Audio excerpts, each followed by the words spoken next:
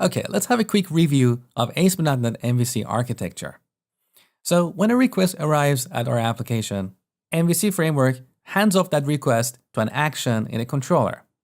This action most of the time returns a view, which is then parsed by Razor View Engine, and then eventually HTML markup is returned to the client.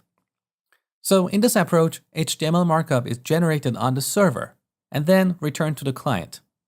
There is an alternative way to generate HTML markup. We can generate it on the client. So instead of our actions returning markup, they can return raw data. Now you might ask, what is the benefit of this approach? Well, there are a number of benefits. One is that returning raw data to the client requires less of server resources.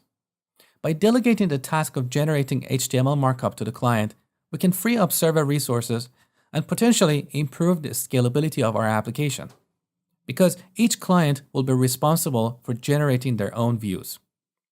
The second benefit is that raw data often requires less bandwidth than HTML markup, so the data potentially arrives faster at the client, and this can improve the perceived performance of the application. Now, just to clarify, we're not talking about significant performance improvements here, but overall, the application may appear to be a bit more responsive. The third benefit of this approach is that we can build a broad range of clients, like mobile and tablet apps. These apps simply call our endpoints, get the data, and generate the view locally. We call these endpoints data services or web APIs because they just return data, not markup. Now, these web APIs are not just for building mobile and tablet apps. Other websites can consume our web APIs and build new functionality. For example, many popular websites like YouTube, Facebook, and Twitter expose public data services which we can consume in our web applications. We can merge their data with the data in our application and provide new experiences to the user. So these are the benefits. And by the way, these data services are not only for getting data. We can have services for modifying data, like adding a customer. Now, the framework we use to build these data services is called ASP.NET Web API.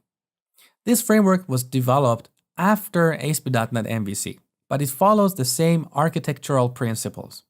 So it has routing, controllers, actions, action results, and so on. There are a few minor differences that you will learn about in this section.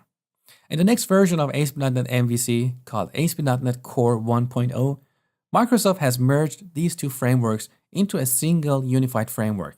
But ASP.NET Core is not ready yet, and it's going to take a few more months until it's finally released.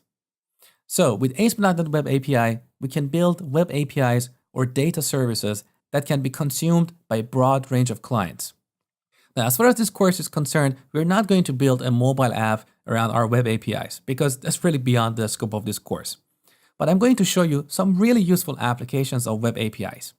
For example, instead of generating the HTML markup for the list of customers, we can expose a web API to return the list of customers, and then we use a jQuery plugin called Data Table to generate this table on the client.